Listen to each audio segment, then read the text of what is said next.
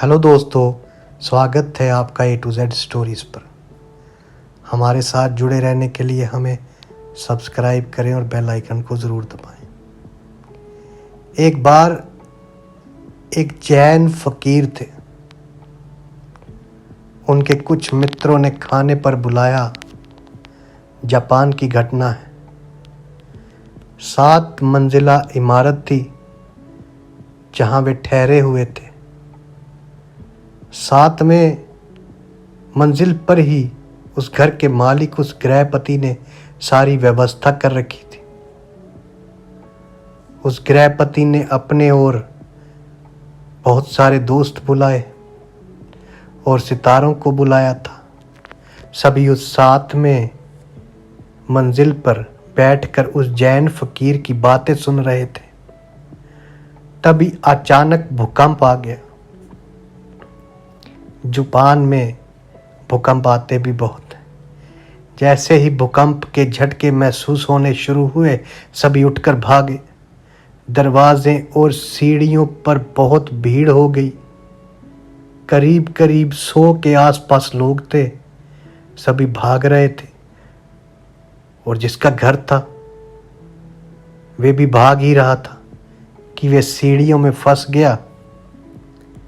तभी अचानक उसे याद आया कि कार्यक्रम के मुख्य अतिथि वे जैन फकीर तो कहीं दिख ही नहीं रहे। कहीं वे कमरे में ही तो फंसे नहीं रह गए। वो उन्हें देखने वापस कमरे में गया। उसने देखा तो वो देखकर दंग रह गया कि जैन फकीर तो पलथी मारे, आंख बंद किए एकदम शांत चित्त से बैठे हुए थे। ऐसे लग रहा था जैसे बुद्ध की शांति से भरी प्रतिमा हो। चारों तरफ हाहाकार और हल्ला मचा हुआ था। सभी अपनी जान बचाकर अंधाधुंध भाग रहे थे। बिल्डिंग में भी भूकंप के झटके महसूस हो रहे थे, लेकिन यहाँ ये फकीर तो बिना विचलित हुए ध्यान में मगन थे। उस फकीर के चेहरे की शांति उस गृहपति को अपनी ओर चुंबक की तरह खींच रही थी। उसका रूप, उसकी शांति, उसका आनंद सब मोहित कर लिया गृहपति को।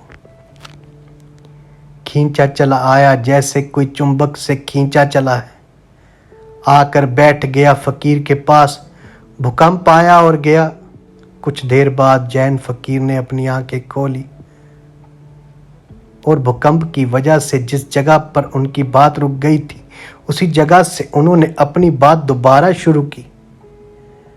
अब गृहपति, जिसका घर था, उसने कहा, महाराज, अब मुझे कुछ भी याद नहीं कि हम क्या बात कर रहे थे और कहाँ पर हमारी बात रुक गई थी। सारे शहर में हाहाकार मचा हुआ है। सभी अपनी अपनी जान बचाकर भाग रहे हैं। इतना बड़ा भूकंप, इतना बड़ा झटका आया। अब तो इसके बाद मुझे ये भी याद नहीं है कि मैं किस बारे में बात कर रहा था। इसलिए आप कृपा करके वे बातें दोबारा शुरू ना करें, और अब वे बातें मैं आपसे पूछना भी नहीं चाहता।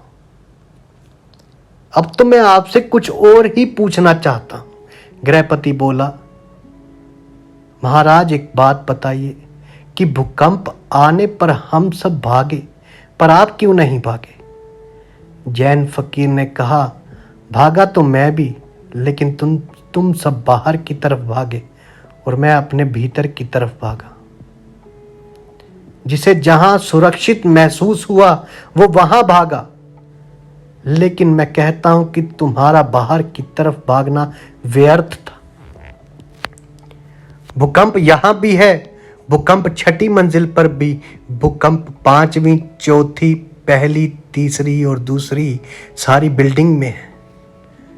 4थी मंजिल वाले भी भाग रहे हैं, तीसरी वाले भी। वे बिल्डिंग की तरह सुरक्षित स्थानों पर भाग रहे हैं। सब भाग ही रहे हैं। जिसे जहां सुरक्षित लग रहा है वो वहां भाग रहा है। मैं भी भागा, अपने भीतर की तरफ भागा। मुझे अपने भीतर भागना ही सुरक्षित लगा। मैं अपने मन के भीतर एक ऐसी जगह जानता हूं जहां कोई भूकंप नहीं पहुंच सकता। भूकंप तो छोड़ो, जहां कोई गम नहीं पहुंच सकता, क्योंकि उस अवस्था में पहुंचने के बाद डर नाम की कोई चीज ही नहीं बचती। मैं तुमसे झूठ ना कहूंगा कि मैं नहीं भागा। भागा तो मैं भी था, लेकिन तुम्हें दिखाना होगा, क्योंकि मैं हाथ पैर से नहीं भागा। हाथ पैर से तो तब दूर भागते हैं जब बाहर की तरफ भागते हैं, जैसे सारे लोग भागे बाहर की तरफ, क्योंकि ये सब एक ही तरह को भागने को जानते हैं। बाहर की तरफ भागना ही इनके लिए एकमात्र भागना है। लेकिन मुझे जैसे ही असुरक्षित लगा, मैं तुरंत ही अंदर की तरफ फिसल गया। और मैं तुमसे ये भी ना कहूंगा कि मैं डरा नहीं, मैं बहुत डर गया कि कहीं अपने भीतर से पहले ही मैं मर ना जाऊं, कहीं मेरे भीतर पहुंचने से पहले ही ये बिल्डिंग ढह ना जाए। मैं चिंतित था कि कहीं ध्यान में पहुंचने से पहले ही ये इमारत मुझे निचोड़ ना दे, मुझ पर गिर ना जाए। लेकिन जब मैं एक बार उस अवस्था में पहुंच गया, फिर मुझे कोई चिंता ना रही। फिर किस बात की मौत, फिर तो केवल मेरा शरीर मरता, क्योंकि मेरा मन तो मैंने ध्यान में लगा दिया था। मैंने ध्यान में ही जिंदगी को जिया है और मैं ध्यान में ही मरना चाहता हूं। इसलिए जैसे ही मैं एक बार उस अवस्था में पहुंच गया, मैं निश्चिंत हो गया, क्योंकि मैंने अपने लक्ष्य को पा लिया था। मरने का क्या, मरना तो एक दिन सबको है, लेकिन कुछ ना समझ लोगों के लिए मृत्यु एक अभिशाप है। वे इसे गलत समझते हैं और इससे पीछा छुड़ाना चाहते हैं, जबकि सच्चाई ये है कि आपके जीवन से पहले जब आपने अपनी माँ की कोख में विकसित होना शुरू किया, उसी क्षण से आपने मरना शुरू कर दिया था। हर एक दिन बीतने के साथ आप मृत्यु के और करीब पहुंचते चले गए। ध्यान से देखा जाए तो हर एक सांस को अंदर लेना एक जीवन है और उसे छोड़ना मृत्यु। जिस प्रकार सूर्य का उदय होना इस बात का पक्का कर देता है कि उसका अस्त भी होगा, उसी प्रकार हमारा जन्म भी इस बात का संकेत है कि एक दिन हम सभी मृत्यु को प्राप्त हो जाएंगे। मैं तुम्हें कोई सिद्धांत नहीं सिखा रहा हूं, बल्कि शराब पिला रहा हूं, अंगूर से निचोड़ी हुई, जुड़ी हुई नहीं, बल्कि आत्मा से जुड़ी हुई पियो, खूब पियो, नाचो, गाओ, हंसो, मुस्कुराओ और जीवन में जितने भी क्षण मिले अंदर की तरफ मुड़ जाओ। किसी भूकंप का इंतजार मत करना, क्योंकि भूकंप के समय वही अंदर जा पाते हैं जो रोज की रोज अंदर जाते हैं। मैं इतने भूकंप में भी, इतनी हफड़ा थफड़ी में भी अंदर जा पाया क्योंकि मैं रोज जाता हूं और अंदर का ये रास्ता मेरे लिए परिचित था। ये मत सोच कर बैठो कि जिस दिन मृत्यु आएगी उस दिन ध्यान कर लेंगे, नहीं हो पाएगा। अगर जीवन भर धन की चिंता की है तो मरते वक्त भी अंतर धन की ही चिंता चलती रहेगी। अगर पद की चिंता की है तो मरते वक्त भी और उच्च पद प्राप्त करने की लालसा लिए मरोगे, क्योंकि आपने पूरे जीवन में हम जो कुछ भी करते हैं, मरते वक्त वही सारे विचार और कर्म हमारे आंखों के सामने से छोटे रूप में गुजरते हैं। मरते वक्त एक बार हमारी पूरी जिंदगी हमारी आंखों के सामने से गुजर जाती है। संक्षिप्त में कहूँ तो जिंदगी भर हम जो भी करते हैं, अंत समय में हम वही महसूस करते हैं। अगर हमने पूरी जिंदगी भर किसी को दुख पहुंचाया है तो अंत समय में भी उसके पश्चाताप में हम दुखी मन से ही मरेंगे। और अगर हमने जिंदगी भर अच्छे काम किए तो अंत समय पर हमारे पास विचार करने के लिए अच्छी यादें होंगी।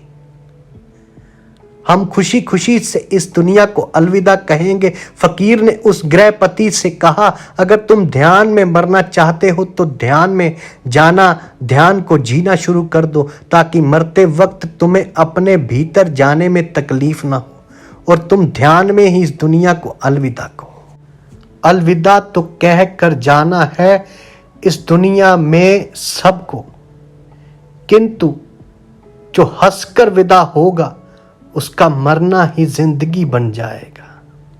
मरना किसी की याद में जिंदगी से कम नहीं, इन मस्तों का झूमना भी बंदगी से कम नहीं। यदि आपको हमारी ये कहानियाँ, हमारी ये बातें अच्छी लगती हैं तो हमें सब्सक्राइब कीजिए, शेयर कीजिए, लाइक कीजिए। धन्यवाद दोस्तों, सबको प्रणाम।